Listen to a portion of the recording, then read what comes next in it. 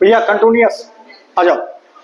यहां पर हमने किया था तुम्हारे पास में x1 इजिकल टू में ct1, यहाँ पर x2 इजिकल टू c2। तो इन सभी में तुम्हारे पास कितना आ गया, c कॉमन आ गया, तो c को हमने इधर पहुंचा दिया। तुम्हारे पास कितना आ गया, कहाँ लिखा था हमने ये t1 plus t2 plus t3 plus t4 is equal to marks के 2 अपॉन में c। इसका मतलब यहाँ पर इसको आप ऐसे भी लिख सकते हैं कि ये तुम्हारे पास बन गया समेशन t1, लेकिन ये कहाँ तक जा रहा है तुम्हारे पास 4 तक जा रहा है। इसका मतलब हो गया ये तुम्हारे बुक में कुछ इस तरीके से लिखा हुआ है, उसका ये मतलब है। आ जाओ सेकंड पर, देखो जब तुम्हारे पास यहाँ पर हमने मल्टीप्लाई करेंगे ct1 इंटू में ct2, इसको थोड़ा साफ कर देते हैं। यहाँ पर तुम्हारे पास ct2, तो तुम्हारे पास ये कितना हो गया c स्क्वायर, ये यहाँ पर तुम्हारे पास c स्क्वायर, तो सभी के अंदर तुम्हारे पास क्या आ गया है c स्क्वायर। यहाँ तुम्हारे पास कितना आ गया 1, यहाँ पर 3 एंड सो ऑन, इस तरीके से। तो यहाँ से यदि मैं c स्क्वायर कॉमन ले लूं तो तुम्हारे पास c स्क्वायर कॉमन लेने पर t1 इंटू में तुम्हारे पास कितना हो जाएगा t2, इसी तरीके से आपस में मल्टीप्लाई हो जाएंगे ये। तो बताओ तुम्हारे पास कितना लिखा हुआ है ये k। अब बताओ समेशन में तुम्हारे पास यहाँ से यदि इसको हटा देते हैं हम c को, इस c को यदि यहाँ से हटाते हैं तो ये अपॉन में कितना पहुंच जाए तुम्हारे पास c का स्क्वायर। अब ठीक है, इसका मतलब तुम्हारे पास समझ गए होंगे अब तो तुम्हारे पास कि कौन है। यहाँ पर तुम्हारे पास होगा कहीं q, ये रहा। यहाँ पर तुम मल्टीप्लाई करते हैं यदि t1 इंटू t2 इंटू में t3 इज इक्वल टू तुम्हारे पास माइनस के 2fc का स्क्वायर, 2fc का स्क्वायर।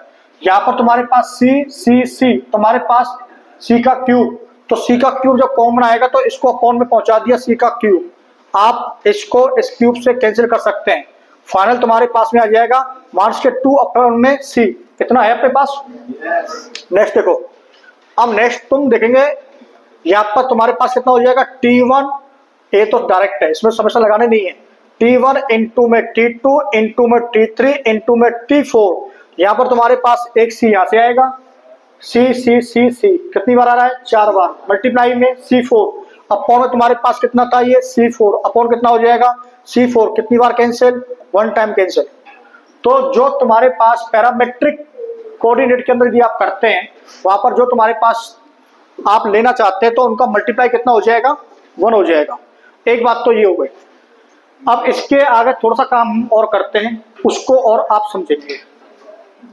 ये लिख लिया, अब तक लिख लिया, थोड़ा काम और करते हैं उसी में अपना ये हो जाएगा। ये बताओ, मान लीजिए मैं इसको ऐसे कर दूं समेशन में 1 अपॉन में t1, ये 4 तक जा रहा है, ठीक है। बोलो बेटा, लिखवाओ इसको 1 अपॉन में t1 प्लस 1 अपॉन में t2 प्लस 1 अपॉन में t3 प्लस 1 अपॉन में t4। इसकी अपने को निकालनी है वैल्यू, तो इसकी जो वैल्यू अपने को निकालनी है वो कैसे निकालेंगे बताओ।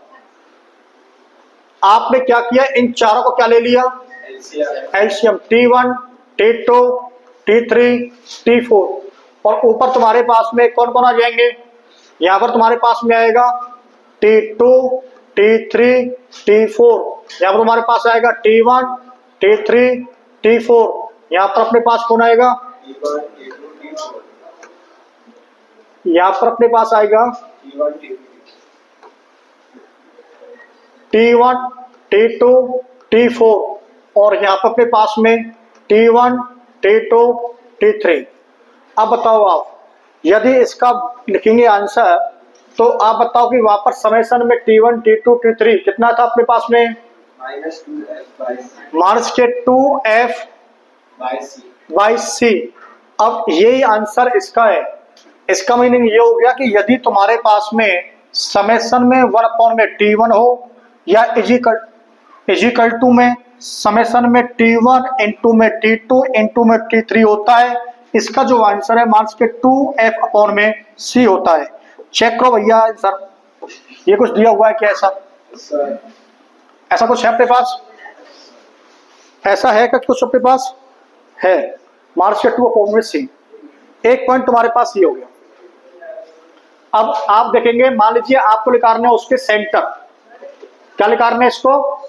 सेंटर। अब सेंटर तुम्हारे पास जो होते हैं तो वो तुम्हारे पास किसके सेंटर? बोलो किसके सेंटर? सर्कल के। तो तुम्हारे पास सर्कल के जो सेंटर होते हैं तुम्हारे पास कितने होते हैं?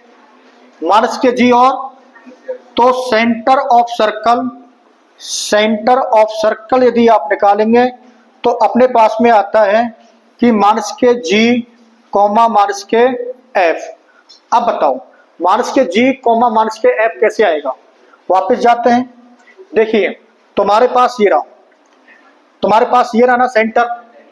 अब इस सेंटर को यदि हम लिखेंगे तो कितना आ जाएगा अपने पास में?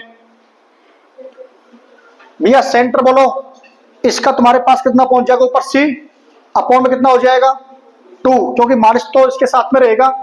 तो अब यहां पर लिखवा दो, तो इसके पास में जो तुम्हारे पास सेंटर जाएगा ये आएगा समेसन में, एक तो जाएगा, लिखवा दोबारा यहां से, वापस जाना है कि सी तो ऊपर पहुंचेगा, 2 नीचे पहुंचेगा, तो ये तुम्हारे पास आएगा C/2। क्लियर है ना?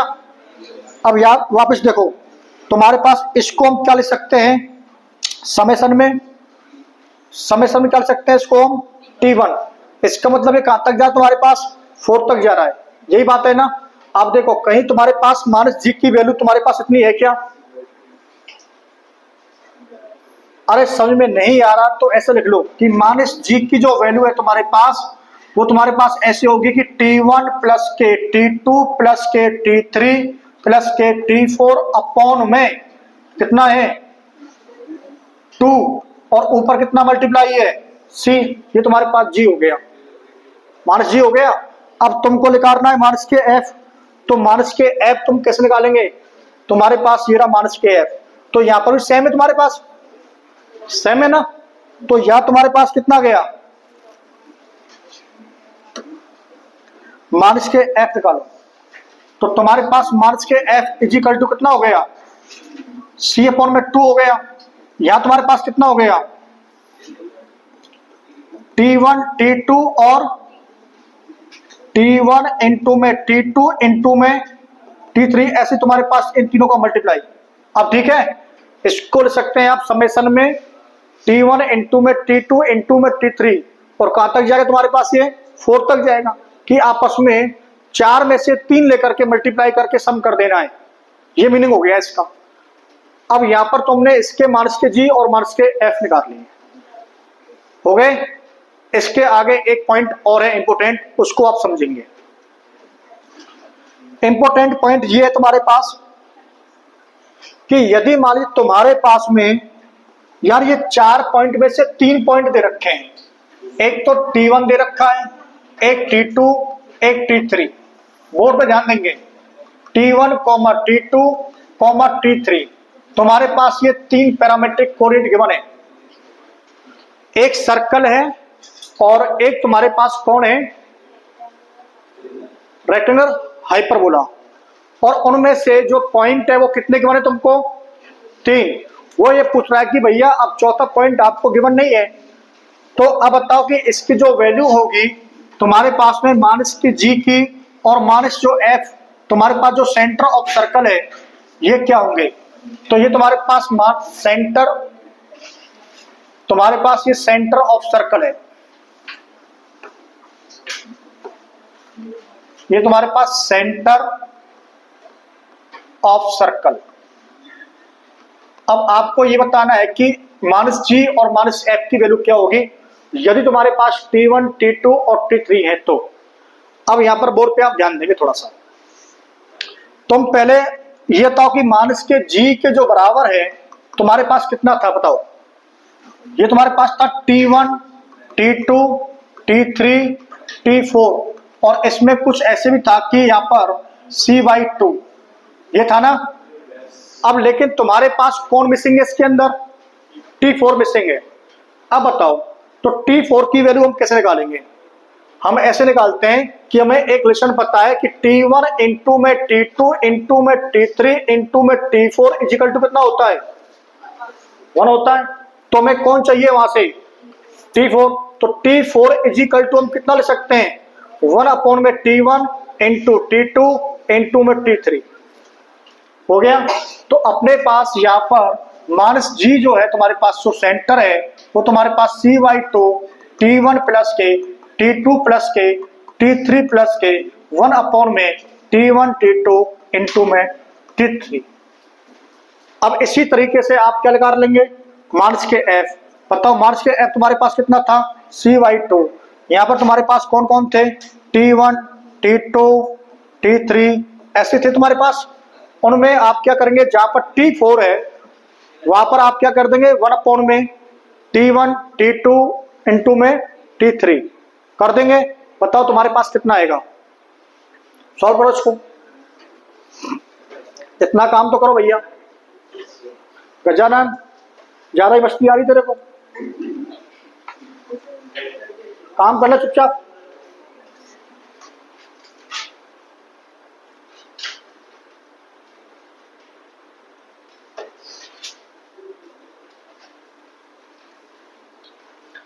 भाई कॉमन सेंस की बात है कि यहां पर तुम्हारे पास 3 के मल्टीप्लाई हो रहे हैं,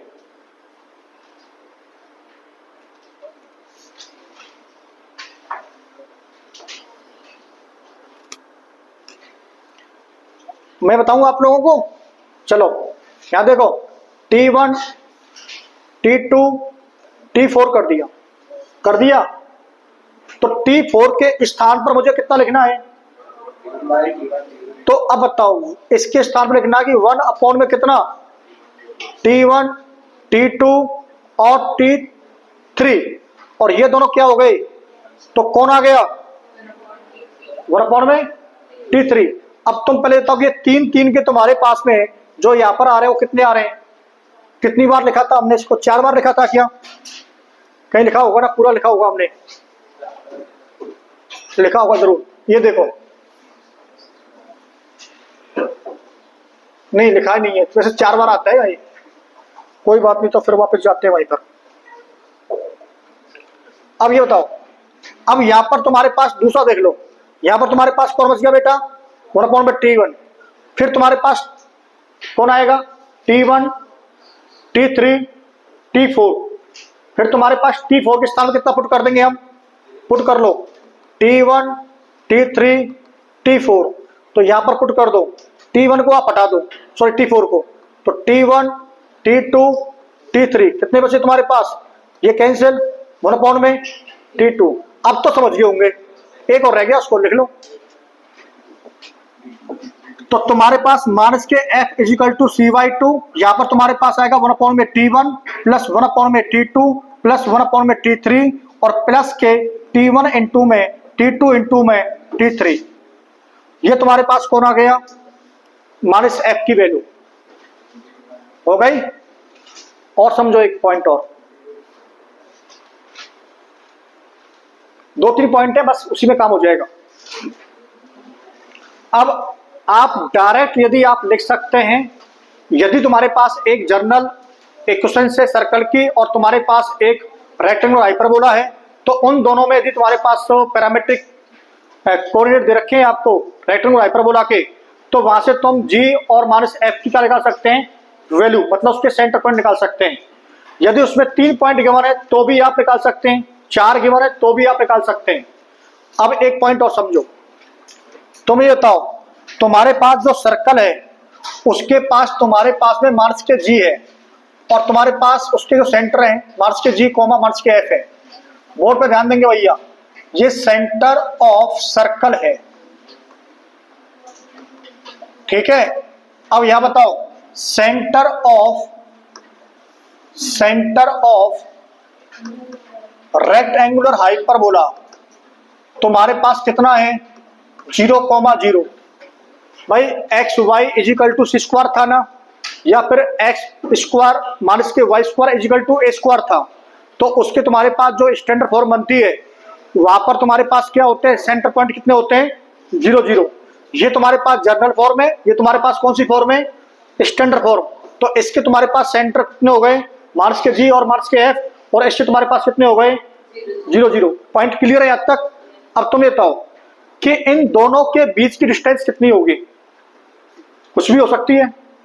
क्या करेंगे आप, मार्स के जी मार्स के, भाई इससे तुम्हारी डिस्टेंस कितनी होगी। बात समझ में आ गई, उसको मोड में लिख देंगे। लेकिन मैं ये कह रहा हूं कि यदि इन दोनों के बीच का जो मिड पॉइंट है ना वो कितना होगा। ये तुम्हारे पास एक पॉइंट आ गया है यहाँ पर, और इसका तुम्हारे पास एक पॉइंट ये आ गया है। यहाँ पर तुम्हारे पास 0,0 है, यहाँ पर तुम्हारे पास मार्स के जी मार्स के एफ है, ये तुम्हारे पास मान लीजिए ओ है, ये मान तुम्हारे पास ओ डैश है। अब ठीक है, या फिर इसको आप ओ डैश मान लो, इसको ओ मान लो, इसको ओ डैश मान लो। ये तुम्हारे पास ओरिजिन है और ये तुम्हारे पास सेंटर का क्या है, सेंटर किसका, सर्कल का सेंटर है। इन दोनों के बीच का जो मिड पॉइंट है वो तुम्हारे पास कितना होगा। तो मिड पॉइंट जो अपने पास होगा, मिड पॉइंट तो किसका निकाल रहे हैं हम, तो मिड पॉइंट निकाल रहे हैं हम सेंटर ऑफ किस किसका, सर्कल और रेक्टेंगुलर हाइपरबोला। अब बताओ ये बात समझ में आई या नहीं आई। सेंटर पॉइंट किसका निकाल रहे हैं हम, सेंटर पॉइंट जो सर्कल और जो तुम्हारे पास कौन है, रेक्टेंगुलर हाइपरबोला का जो सेंटर है, उनके बीच का जो मिड पॉइंट है ना वो निकाल रहे हैं। तो कैसे निकालेंगे आप बताओ। तो मिड पॉइंट फॉर्मूला क्या होता है तुम्हारे पास, माइनस के जी प्लस 0/2 माइनस के एफ प्लस के 0/2, मतलब माइनस के g/2 और माइनस के f/2। अब ठीक है, अब ठीक है, आ जाओ, यहां तक लिख लिया आपने। अब ये बात समझो आप, अब इसका माइनस के g/2 और माइनस के f/2 का रिलेशन निकालते हैं हम वहां पर, जो हमने सबसे पहले किया था। भाई साहब आप बताओ कि तुम्हारे पास ये था कि x1 प्लस के x2 प्लस के x3 प्लस के x4 इज इक्वल टू कितना आया था, बताओ कितना आया था, माइनस के जी माइनस के 2, तो माइनस के 2g तुम्हारे पास आया था। क्लियर है, बोर्ड पे ध्यान देंगे। यदि तुम्हारे पास, इसको मैं ऐसे लिख दूं कि x1 plus x2 plus x3 plus x4, x3 plus, समझना भैया ध्यान से, तुम्हारे पास ये कितना हो गया 2 और इजिकल टू तुम्हारे पास कितना हो गया माइनस के जी। अब ठीक है, सही है। अब तुम एक बात बताओ, यदि मैं इसमें 2 का मल्टीप्लाई 2 से डिवाइड कर दूं और यहां भी मैं इसमें 2 से डिवाइड कर दूं, तो तुम्हारे पास ये कितना हो जाएगा 4।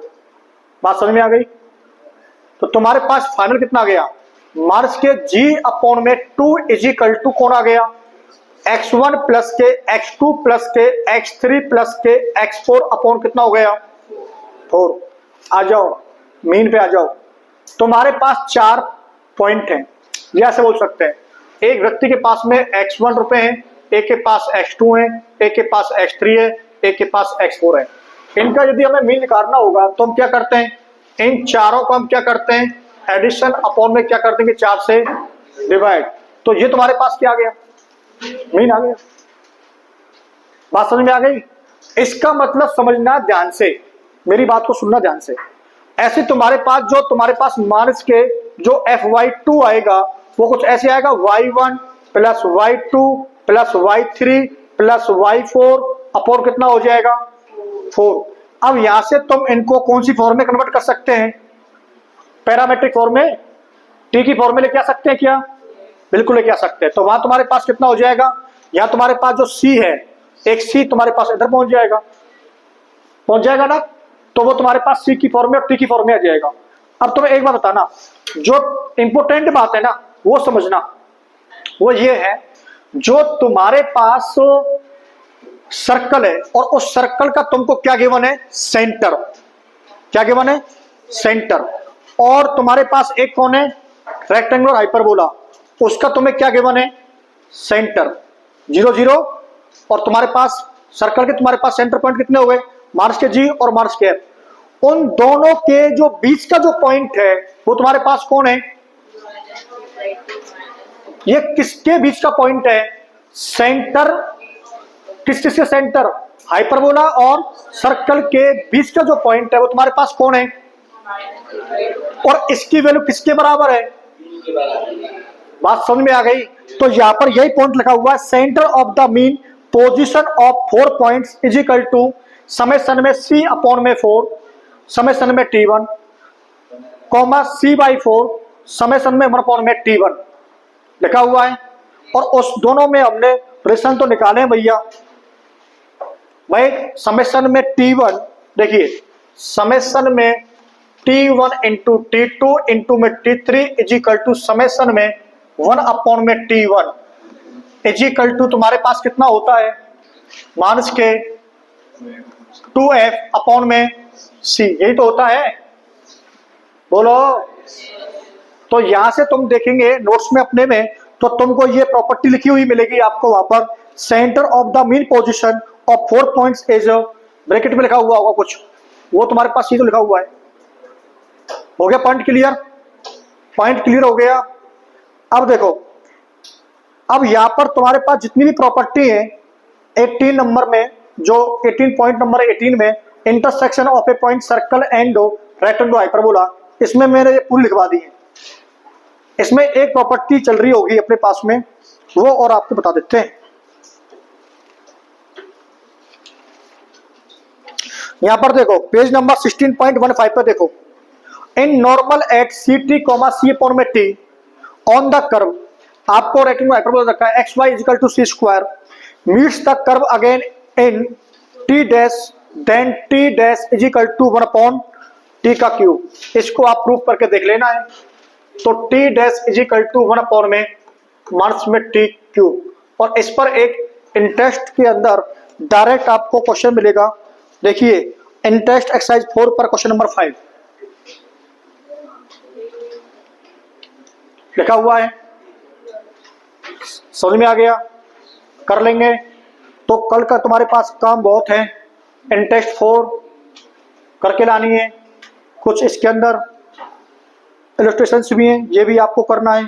बस इसमें 2-3 बातें और बची हुई है अपने पास में, मोस्ट वैल्यूएबल पॉइंट। बाकी का इसमें सब आपने कुछ कर लिया है, कुछ हमने करवा दिया है। फिर भी किसी का कोई डाउट हो तो आप पूछ सकते हैं, ठीक है?